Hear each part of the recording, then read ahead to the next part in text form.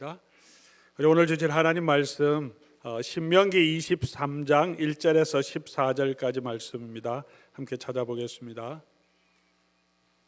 구약 성경 신명기 23장 1절부터 14절까지입니다. 우리 부활주일까지 마가복음을 묵상하면서 예수님이 누구신지, 또 우리가 걸어가야 할 제자의 길이 무엇인지 우리가 살펴보며 은혜를 받았습니다. 우리 4월에는 이 신명기서를 함께 묵상하며 하나님께서 우리에게 주시는 은혜를 또 같이 누릴 수 있기를 바랍니다. 신명기서 23장입니다. 제가 가지고 있는 성경은 297페이지로 되어 있습니다. 하나님 말씀 제가 받들어 읽겠습니다. 고안이 상한 자나 음경이 잘린 자는 여호와의 총회에 들어오지 못하리라. 사생자는 여호와의 총회에 들어오지 못하리니 10대에 이르기까지도 여호와의 총회에 들어오지 못하리라. 암몬 사람과 모압 사람은 여호와의 총회에 들어오지 못하리니 그들에게 속한 자는 10대뿐 아니라 영원히 여호와의 총회에 들어오지 못하리라. 그들은 너희가 애굽에서 나올 때 떡과 물로 너희를 길에서 영접하지 아니하고 메소포타미아의 부돌 사람 보올의 아들 발람에게 뇌물을 주어 너희를 저주하게 하려 하였으나 내 하나님 여호와께서 너를 사랑하심으로 내 하나님 여호와께서 발람의 말을 듣지 아니하시고 내 하나님 여호와께서 그 저주를 변하여 복이 되게 하셨나니 내 평생에 그들의 평안함과 형통함을 영원히 구하지 말지니라. 너는 에돔 사람을 미워하지 말고 그는 내 형제의 이민이라. 애굽 사람을 미워하지 말라. 내가 그 이 땅에서 객이 되었음이니라. 그들의 3대 후 자손은 여호와의 총회에 들어올 수 있느니라. 내가 적군을 치러 출전할 때 모든 악한 일을 스스로 삼갈지니 너희 중에 누가 밤에 몽설함으로 부정하거든 진영 밖으로 나가고 진영 안에 들어오지 아니하다가 해질 때에 목욕하고 해진 후에 진에 들어올 것이요 내 진영 밖에서 변소를 마련하고 거리로 나가되 내 기구에 작은 삽을 더하여 밖에 나가서 대변을 볼 때에 그것으로 땅을 팔 것이요 몸을 돌려 그 배설물을 덮을지니 이는 내 하나님 여호와께서 너를 구원하시고 적군을 내게 넘기시려고 내 진영 중에 행하심이라. 그러므로 내 진영을 거룩히 하라. 그리하면 내게서 불결한 것을 보시지 않으므로 너를 떠나지 아니하시리라. 아멘. 신명기에서는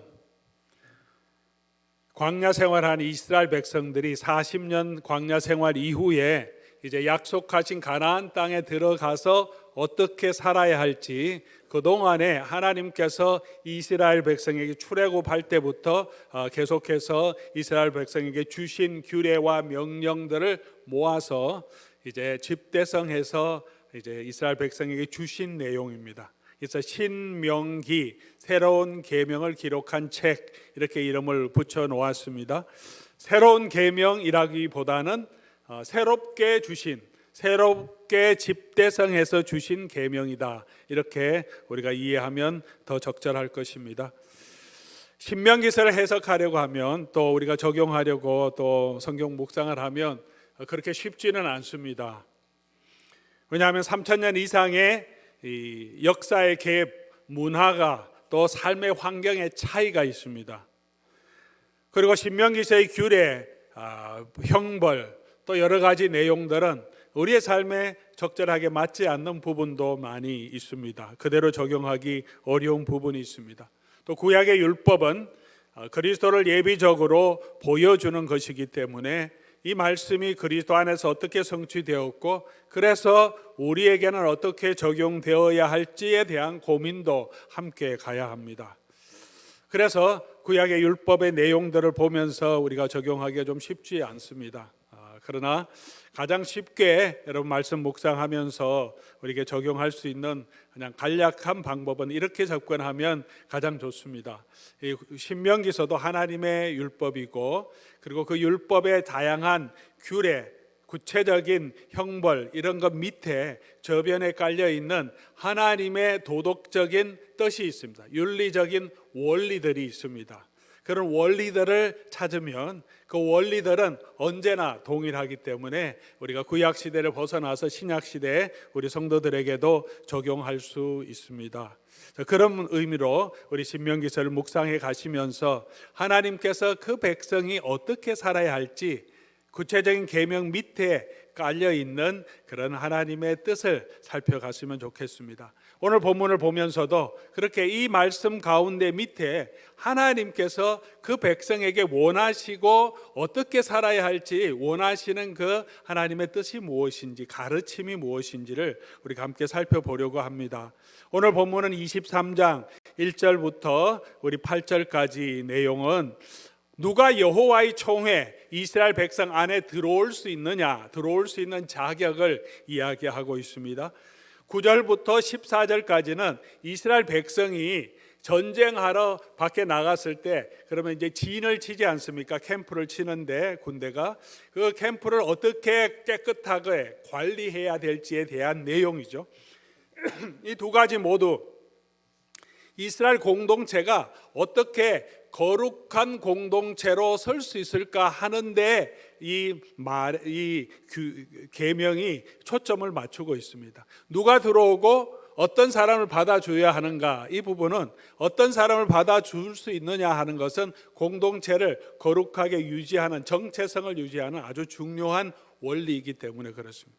진에 나갔을 때도 전쟁할 때도 그 진영을 거룩하게 하는 것은 여호와의 거룩한 백성이고 하나님이 그 가운데 거하시기 때문에 거룩하고 깨끗하게 우리 공동체를 유지해야 될 필요가 있다는 것이죠.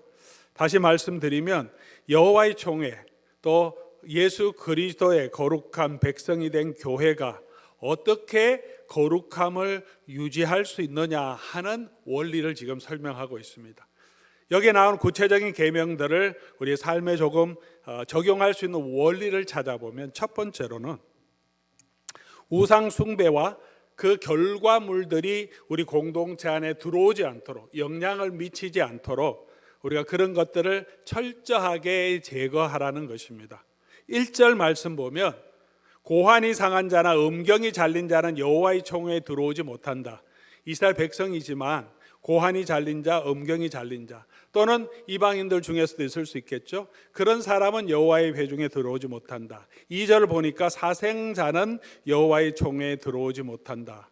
아니 이게 무슨 말씀일까? 일단 의문이 들죠. 지체 장애가 있으면 여호와의 백성이 되지 못하는가? 눈이 안 보이다든가 불구라든가 어떤 지체 장애가 있으면 이스라엘 백성이 되지 못하는가? 그렇지는 않죠. 그게 일반적인 법칙은 아닙니다. 그런 사람도 다 하나님의 백성입니다. 성전에 들어가지는 못할지라도 다 하나님의 백성으로 받아줍니다. 그러면 성기에 상처가 입은 사람만은 안 된다, 그런 것일까요? 왜? 그럼 이 특정하게 고환이 상한 자, 음경이 잘린 자는 여호와의 총회에 들어오지 못하게 했을까? 이제 좀 생각을 해봐야 되죠.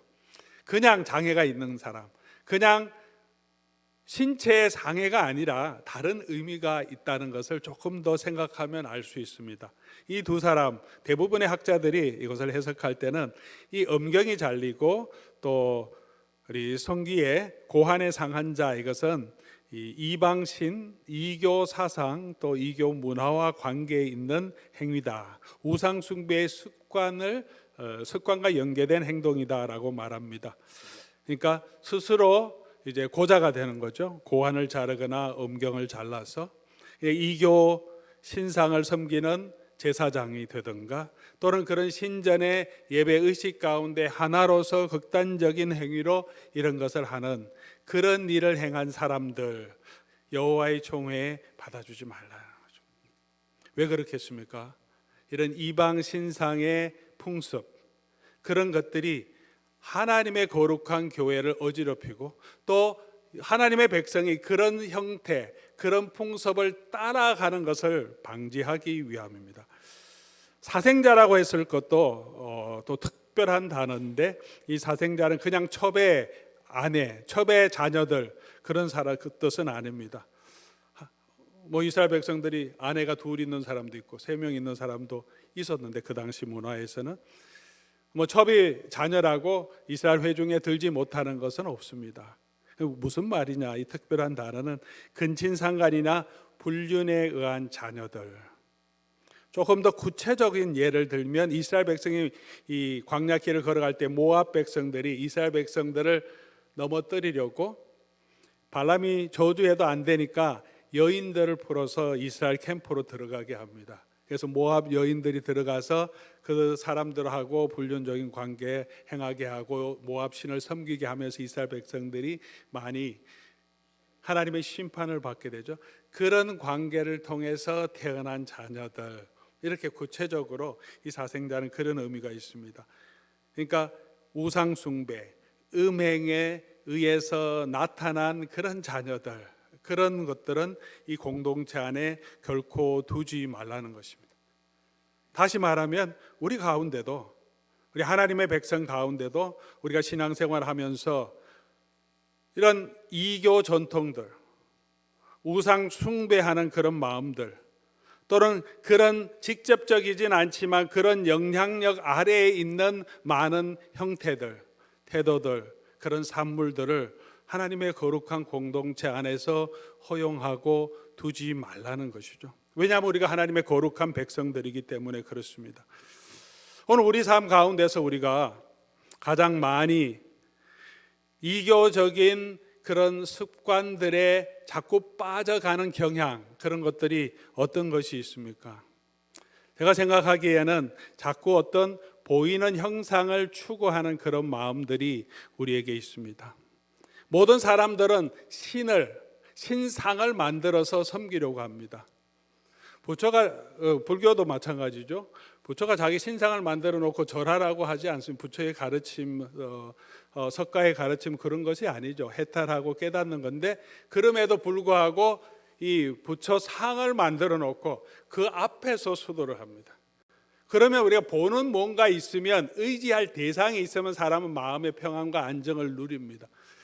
제가 인도에 좀 있었지만 인도에도 수많은 신상들이 있습니다. 어떤 분은 이렇게 농담 반 진담 반으로 말합니다. 인도의 신은 인도 사람보다 더 많다. 모든 사람이 다 자기 신을 섬기고 있기 때문에, 자기 나름의 신을 섬기고 있기 때문에, 유명한 신들도 있지만 신상도 너무 많습니다. 근데 웃긴 것은 이 신상이 좀 조잡해요. 그렇게 예쁘게 잘 만들지 않고 뭐 조잡하게 만들고 거기 조잡한 페인팅이 있는데 그래도 이렇게 다 세워놓고 신처럼 섬겨요. 그러다가 상하면 어떻게 합니까? 조금 오래되면 그거 다 버려버려요. 그리고 또 새 거 사다 놓습니다. 이 보이는 이 신상, 이게 중요한 게 아니에요. 그건 그냥 상징물이에요. 그 사람들이 그거를 섬기는 게 아니라 쉬받은 뭐든 이 신상을 만들어 놓은 것은 그게 신이라고 섬기는 것이 아니라 이 상징이 자기네가 섬기는 쉬바를 상징한다고 하면서 그 앞에 절하는 거예요. 뭔가 상징물이 있어야 우리가 마음을 둘 수 있고 그 앞에서 우리가 집중할 수 있게. 사람의 성향이 그렇습니다. 누구든지 그렇죠. 그렇게 해서 우리가 신상을 다 만듭니다. 모든 종교에 다 신상이 있습니다. 토템포를 만들어 놓든지 만들어 놓는 것이 있습니다. 예수 그리스도를 믿는 교회 안에도 이런 형상들이 많이 만들어져 왔습니다. 어떤 마음에 둘 곳이 필요하기 때문에 십자가에 달린 예수 그리스도의 형상, 교회당에 만들어 놓습니다. 그것을 보면 훨씬 우리의 마음의 평안을 누릴 수 있다. 아, 우리의 신이 저기 계시구나. 예수 그리스도의 형상뿐만이 아니라 우리 가톨릭 교회 전통 안에서는 성모 마리아 상도 만들어 놓습니다. 이교 여신을 섬기는 그런 풍습들은 모든 종교에 다 있었습니다. 남성신, 강한 신과 함께 항상 여신을 같이 섬기는 것은 고대 종교에 다 있었습니다. 왜 그러냐 하면 우리 마음속에는 다 어머니 같은 그런 품어주는, 나를 돌봐주는 그런 따뜻한 여신의, 어머니의 품을 다 기대하는 마음이 있기 때문에 그렇습니다. 왜 기독교가 이 가톨릭 역사 전통 가운데서 성모 마리아를 자꾸 숭배하면서 신성시하고 형상까지 만들어 놓냐 하면 그런 마음이 표현되는 거죠. 예수님 섬기고 하나님 섬기지만 어머니 같은 분도 좀 필요한 마음, 여신 숭배하는 그런 마음 사상들이 들어와서 우리가 그런 여신을 기대한다 그러면 예수님의 어머니보다 더 좋은 분이 어디 있습니까? 예수님을 그렇게 낳아주시고 길러주신 그분이 나를 대신해서 기도해 주신다면 얼마나 마음의 평안이 되겠습니까? 그러니까 성모 마리아를 점점 더 중요하게 생각하고 마음을 두고 그렇게 그 성모 마리아를 신성화하게 되어 오는 거죠. 그런 전통들이 우리 가운데 많이 있습니다. 지금도 우리 가운데, 우리 기독교 가운데도 그런 것들이 많이 있죠. 자꾸 뭘 형상을 만들어서 보고 예수 그리스도의 사진 초상화도 만들어 놓고 집에 걸어 놓으면 여러분 어떻습니까? 아, 예수님 저기 계시구나. 그러면서 우리가 더 그 앞에서 절하고 그 앞에서 기도하면 훨씬 더 기도도 잘 되고 의지하는 마음들이 자꾸 생겨요. 이런 전통들은 성경에 뭐라고 말합니까? 어떤 형상이든지 하나님을 대체하는 형상 만들지 말라고. 예배할 때는 하나님께서 말씀하신 대로 예배하라고 우리에게 말씀하십니다. 자꾸 보이는 형상을 만들고 의지하려고 하는 마음이 아니라 보이지 아니하시는 하나님, 그러나 함께 하시는 그 하나님을 바라보고 이 땅의 것이 아니라 위의 것을 바라보고 우리가 걸어가야 합니다. 또 한 가지 우리 세상적인 풍요, 이방의 풍습 중에 하나는 풍요와 성공을 섬기는 마음입니다. 가나안 종교의 가장 핵심은 바알과 아세라 신을 섬기는 가장 핵심은 이 두 신은 풍요와 다산의 신입니다. 풍요의 신이죠. 그 앞에 제사 드리면 나에게 경제적인 풍요를 주고 풍년을 주고 우리 가정을 지켜주고 많은 자손을 주어서 행복하고 평안하게 살 수 있도록 나를 보호해 준다고 하는 신입니다. 그런 신을 우리가 누구나 바라고 모든 이 우상 숭배 가운데 가장 밑바닥에 깔려 있는 것은 그런 거죠. 내가 복을 얻는 것, 재앙으로부터 나를 보호하는 것. 신선, 산신을 섬기든 바다신을 섬기든 천신을 섬기든 우리의 마음 가운데는 그런 마음이 있습니다. 우리가 예수를 믿는다고 하면서 동일한 심성을 가지고 종교적인 마음을 가지고 그냥 그 대상이 하나님으로 예수님으로 바뀌어져서 예수 믿으면 복 받고 예수 믿으면 뭐 병도 낫고 예수 믿으면 사업도 성공하고 그런 마음들이 우리 마음에 남아 있는 부분이 참 많습니다. 예수 그리스도의 복음이 요즘 소위 말하는 번영 복음 이런 거 있죠. prosperity gospel. 예수 믿으면 복 받고 사업 형통하고 모든 것이 잘 된다. 이런 마음들, 그런 복음을 믿는다고 하는 분은 아무도 안 계실 거예요. 근데 우리 마음속에 그런 텐던시, 경향이 남아 있습니다. 예수 믿으면 잘 됐으면 좋겠고 예수를 믿는데 형통했으면 좋겠고 하나님 복을 주셨으면 좋겠는데 잘 안 되면 막 마음이 힘들고 어려울 때가 있어요. 그런 세상적인 이교적인 문화와 풍습이 우리 속에 영향받는 것들로부터 철저하게 우리 마음을 지키고 우리 공동체를 지키라는 거예요. 거룩하게. 하나님이 그 백성에게 요구하시는 것이 무엇입니까? 하나님을 마음과 뜻과 힘과 정성을 다해 사랑하라는 거예요. 하나님이 거룩하시니 너희도 거룩한 백성이 되라고 하는 것입니다. 거룩한 그 백성대로 말씀대로 살아가는 것은 쉬운 일은 아닙니다. 바알을 섬기는 것은 아무 요구 조건이 없습니다. 그냥 제사만 드리면 복을 주고 풍요를 주고 비를 주고 많은 자손을 주서 행복하게 살 수 있겠다고 말합니다. 얼마나 쉬운 종교입니까? 그러니 이스라엘 백성들이 계속 이 바알 숭배에 빠지게 됩니다. 하나님을 섬기는 것은 쉬운 일이 아니에요. 절제해야 될 것도 많고 나눠 주어야 될 것도 많고 자기가 가진 재산들을 다 안식년 되면 다 나누어 주어야 합니다. 하나님의 공의와 평의 안에서 거룩함을 유지해야 합니다. 쉬운 일이 아니기 때문에 자꾸 세상적인 풍조에 빠져가게 됩니다. 오늘 저와 여러분의 마음도 경계해야 됩니다. 우리가 하나님의 백성이기 때문에 우리의 마음을 정결케 해서 이런 이교적인 풍습, 이런 세상의 풍조를 따라가지 말고 우리의 마음을 새롭게 함으로 변화를 받아서 정말 하나님을 섬기는 그런 사람으로 저와 여러분을 지켜가야 한다는 것입니다. 두 번째로 우리가 하나님의 백성을 거룩하게 지키는 또 하나의 중요한 방법, 하나님의 백성이 되게 하는 받아주는 중요한 잣대가 뭐냐 하면 하나님의 백성에 대한 태도입니다. 3절에서 8절까지 암몬 자손과 모압 자손들은 하나님의 총회에 들어오지 못하게 했고, 에돔 사람과 애굽 사람은 조금 제한은 있지만 그래도 3대 후에는 받아주라고 했습니다. 그 잣대가 뭐냐, 왜 차이를 두느냐 하면 이스라엘 백성에 대해서 어떤 태도와 자세를 가졌느냐 하는 거죠.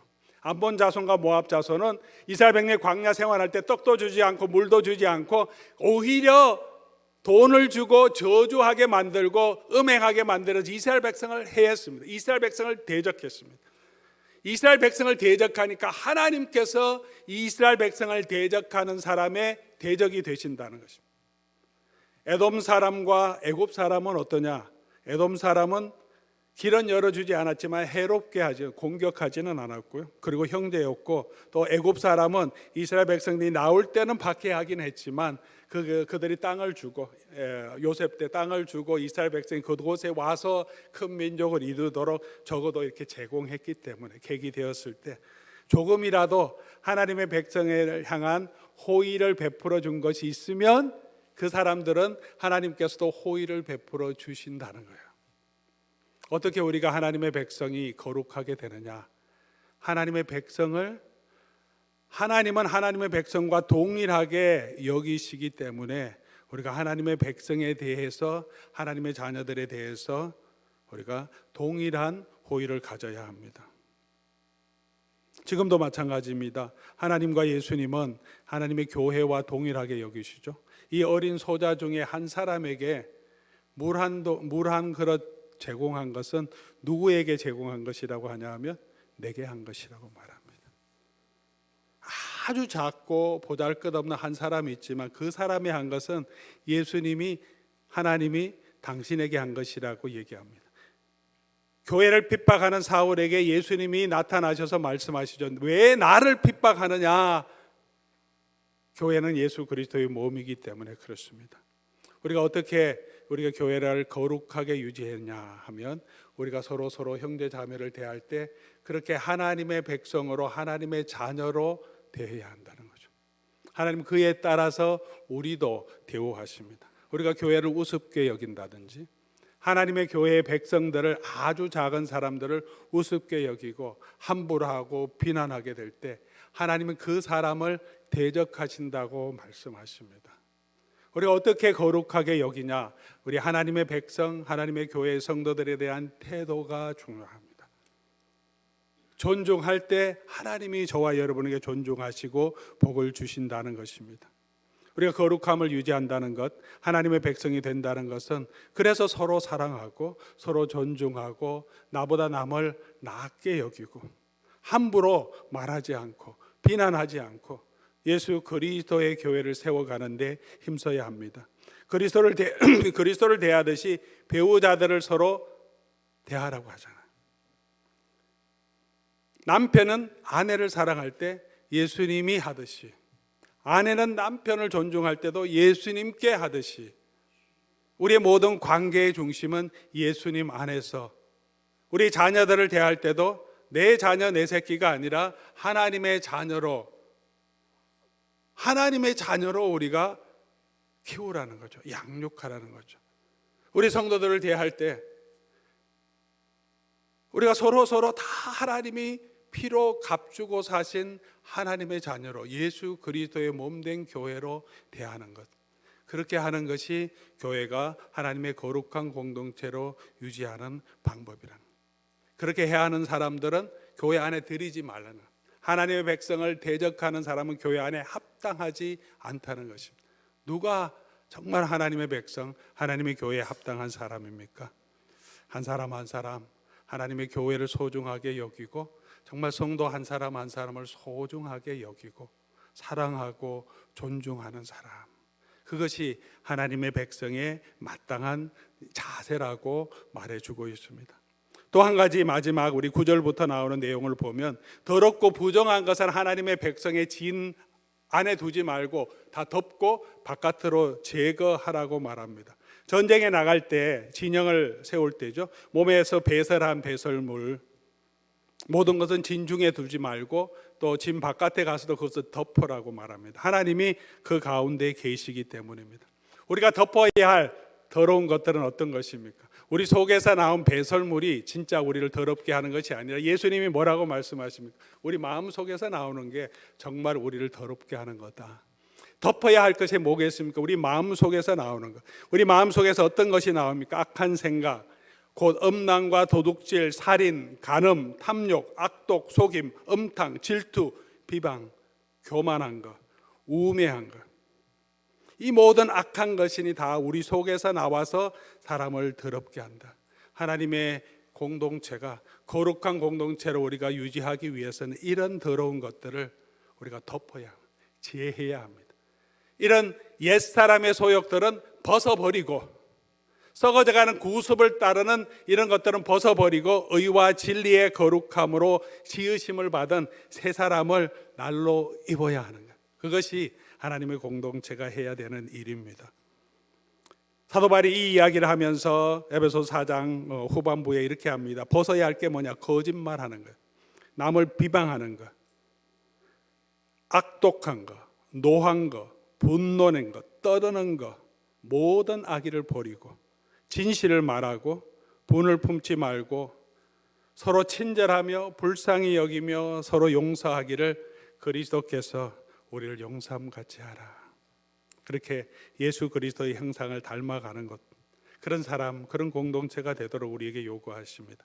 악의 모양이라도 버리라고 하셨습니다. 우리 교회가 거룩한 공동체가 되기 위해서는 이런 더러운 것들은 침 바깥으로, 우리가 있는 이 지역이 아니라, 이 교회 안이 아니라 이 교회에서 없도록 덮고 버려야 합니다. 왜 이렇게 하라고 하십니까? 우리가 거룩한 하나님의 백성이며 거룩하신 하나님께서 우리 가운데 거하시기 때문에 그렇습니다. 우리는, 이 백성들은 여호와의 총회라고 말합니다. 여호와의 총회, 여호와의 거룩하신 이름을 가진 백성들이기 때문에 그렇습니다. 14절에도 하나님이 그 백성 가운데 거하시기 때문에 그렇습니다. 신명기 7장 6절에는 너는 하나님 여호와 하나님 내 하나님의 성민이라 라고 말하고 있습니다. 우리가 거룩한 하나님의 백성이기 때문에 그렇습니다. 교회도 마찬가지죠. 우리가 누구입니까? 예수 그리스도의 교회는 성도라고 말합니다. 성도. 여러분 성도이십니까? 성도. 성도란 말이 얼마나 좋은 말인지 모릅니다. 우리는 다 직분을 다 부르는데 목사, 장로, 집사, 권사, 성도라고 부르면 좀 기분을 나빠할 때도 있어요. 장로님을, 목사님을 성도님 이렇게 하면. 근데 성도란 말은 거룩한 백성이라는 뜻이죠. 우리는 하나님의 거룩한 백성입니다. 교회를 향하여서 사도 바울은 그렇게 거룩한 성도로 부릅니다. 우리는 이미 하나님의 거룩한 백성이기 때문에, 하나님이 우리 가운데 함께 하시기 때문에 우리는 그 하나님을 닮은 사람으로 살아가야 합니다. 두 번째로 또한 이렇게 하라고 한 것은 우리를 고생시키려고 하는 것이 아니라 우리에게 복을 주시기 위해서 그렇게 하라고 하셨습니다. 신명기 6장 1절부터 3절까지는 이 모든 신명기의 규례에 대한 하나님의 서론적인 말씀인데요, 이렇게 말합니다. 이는 곧 너희 하나님 여호와께서 너희에게 가르치라고 명하신 명령과 규례와 법도라. 그죠? 이 모든 내용이. 그 다음에 3절로 내려가서 보겠습니다. 시간이 많이 가서. 이스라엘아 듣고 삼가 그것을 행하라. 그리하면 내가 복을 받고 내 조상들의 하나님 여호와께서 내게 허락하심 같이 적과 꿀이 흐르는 땅에서 내가 크게 번성하리라. 이 말씀을 지켜 행하라. 그리하면 복을 받고 내가 너희와 함께 하겠다는 것입니다. 왜 진영을 깨끗하게 하라고 합니까? 그래야 내가 너희와 함께 하고 너희가 이 전쟁에서 이길 수 있다. 내가 너희를 보호해 주겠다 하신 것입니다. 왜 우리가 거룩해야 합니까?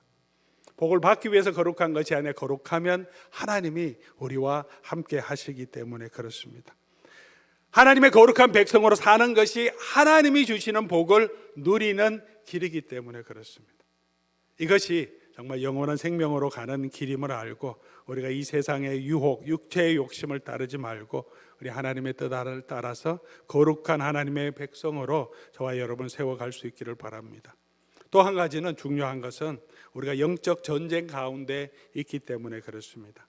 진영을 거룩해야 하는 이유는 전쟁을 나가 있기 때문에, 전쟁에 승리하기 위해서는 하나님이 우리와 함께 하셔야 하기 때문에 그렇습니다. 이스라엘 백성의 능력은 칼과 창이 아닙니다. 군대의 숫자가 아닙니다. 하나님이 함께 하시면 이기는 거고, 하나님이 함께 하시지 않으면 아무리 큰 철병거가 있어도 이길 수가 없습니다. 오늘 저와 여러분도 영적인 전쟁에 있습니다. 전쟁에 있기 때문에 이 전쟁에 이기기 위해서 우리 자신을 거룩하게 우리 유지해야 합니다.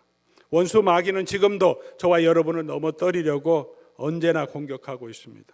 에베소서 4장 27절 말씀에 이렇게 말합니다. 악한 것은 벗어버리고 옛사람 벗어버리고 새사람은 입으라고 하면서 사도 바울이 얘기하는 것은 4장 27절 마귀에게 틈을 주지 말라. 계속해서 사탄은 우리를 넘어뜨리려고 합니다. 어떻게 교회를 넘어뜨리고 성도를 넘어뜨리냐 하면 세상 풍족을 따라가도록, 우리가 하나님의 앞에 거룩하게 서지 못하고 우리가 죄 가운데 거하도록 하면서 우리를 넘어뜨리려고 합니다. 에베소서 6장 11절에도 마귀의 간계를 능히 대적하기 위해서 하나님의 전신 갑주를 입어라. 우리가 나는 영적인 전쟁이 싫어, 그냥 나는 조용하게 살겠다고 하면 사단이 우리를 그냥 두는 것이 아니죠. 우리가 완전히 사단에게 항복하고 우리의 영혼을 사탄에게 맡긴다면 더 이상 문제가 없겠죠. 그러나 예수 그리스도를 믿고 있다면 나는 영적인 전쟁 하기 싫어한다고 사단이 우리를 그냥 두지 않습니다. 우는 사자처럼 삼킬 자를, 깨어있지 않는 사람을 공격하여 넘어뜨려서 하나님으로부터, 예수 그리스도로부터 넘어지게 합니다. 그래서 깨어있으라고 말씀하시는 거죠. 끝까지 우리가 깨어있지 않으면, 진리 안에 서 있지 않으면, 우리 자신을 거룩하게 유지하지 않으면, 이 시험, 이 믿음의 선한 싸움을 싸우지 않으면 우리는 사탄의 유혹에 빠지고 넘어져서 이 어둠의 권세에 잡은 자들의 종이 될 수밖에 없습니다. 우리가 싸워야 할 영적인 전쟁이 뭐냐? 우리 자신을 거룩하게 지키는 겁니다. 어디를 거룩하게 지키라고, 깨끗하게 하라고 하십니까? 이스라엘 진영 안을 깨끗하게 해야 합니다. 상대방 대적들, 이스라엘의 대적들, 모압 자손들, 가나안 자손들의 진을 깨끗하게 하라고 하지 않습니다. 이스라엘 백성들이 거하는 그곳은 하나님이 함께 하셔야 되기 때문에 그곳을 정결하게 해야 합니다. 하나님이 지금 거하시는 곳이 어디에 있습니까? 우리 교회 안에 하나님의 영이 거하시고, 저와 여러분의 심령 안에, 우리 몸 안에 하나님의 영이 거하십니다. 우리가 거룩하게 지켜야 할 것은 우리의 몸이죠. 우리의 마음입니다. 이런 모든 악한 것들로부터 우리가 영적인 전쟁에서 싸워 이겨야 합니다. 우리 교회가 이런 더러운 것들로부터, 세상적인 문화로부터 우리 자신을 지켜야 합니다. 이 영적인 전쟁에서 우리를 보호하는 것은 무엇입니까? 특별한 영적인 특별한 은사가 아니라 바로 복음입니다. 진리의 띠를 띠고 의의 호심경, 평안의 복음의 신을 신고 믿음의 방패를 가지고 구원의 투구, 성령의 검고 하나님의 말씀입니다. 복음 안에서 든든하게 서는 것이 영적인 전쟁을 이기는 가장 중요한 방법입니다. 오늘 우리가 거룩함을 주장하면서, 우리가 영적인 전쟁을 이야기하면서 어쩌면 혈과 육에 대한 전쟁을 영적인 전쟁으로 생각할 때가 많습니다. 우리가 교회가 거룩하고 저와 여러분이 하나님 앞에서 정말 거룩한 하나님의 백성으로 서는 것이 우리 영적인 전쟁의 가장 중요한 것인데, 교회가 그렇게 교회를 거룩하게 하는 그 일보다 어떤 때는 교회가 이 세상과 이 도시를 거룩하게 하겠다고 나설 때도 있습니다. 교회가 이 세상을 어떻게 거룩하게 합니까? 세상과의 범죄의 전쟁을 선포하고 아평과의 전쟁을 선포하고 마약과의 전쟁을 선포하면 교회가 이 세상을 거룩하게 할 수 있습니까? 교회가 이 세상을 거룩하게 할 수 있는 것은 교회가 거룩해지면 됩니다. 교회가 이 땅의 빛과 소금이 되면 됩니다. 교회 안에서 이런 세상적인 것들을 제거하고 사람들이 볼 때 이 땅에서 하나님의 백성들로, 하나님의 자녀로 거룩하게 서 있으면 그 교회가 이 어두운 세상 가운데 빛이 되는 것입니다. 세상이 점점 더 어두워지면 어두워질수록 성도를 보고 교회를 보니까 그곳에는 희망이 있다고 생각이 들어야 그 교회가 이 세상을 거룩하게 하는 것인지, 우리가 세상에 나가서 이 세상 사람들을 너네 삶 잘못됐다고 변화하라고 그렇게 거룩하게 할 수 있는 것은 아니라는 거죠. 우리가 지켜야 할 것은 우리가 하나님이 거하시는 이 우리가 먼저 거룩하게 되고 저와 여러분이 먼저 우리의 마음에 거룩함이 있어야 되죠. 그러지 않고 우리가 무엇을 거룩하게 만들어 갈 수 있겠습니까? 오늘 우리가 싸워야 될 영적인 전쟁은 그곳에 있는 거죠. 우리가 무엇을 위해 싸워야 합니까? 오늘 우리 하나님의 공동체, 하나님의 이름을 있는 교회가 우리가 얼마나 세상 문화에 많이 젖어들어 있습니까? 세상 사람들이 원하는 것을 우리도 예수 믿으면서 추구하는 것이 얼마나 많이 있습니까?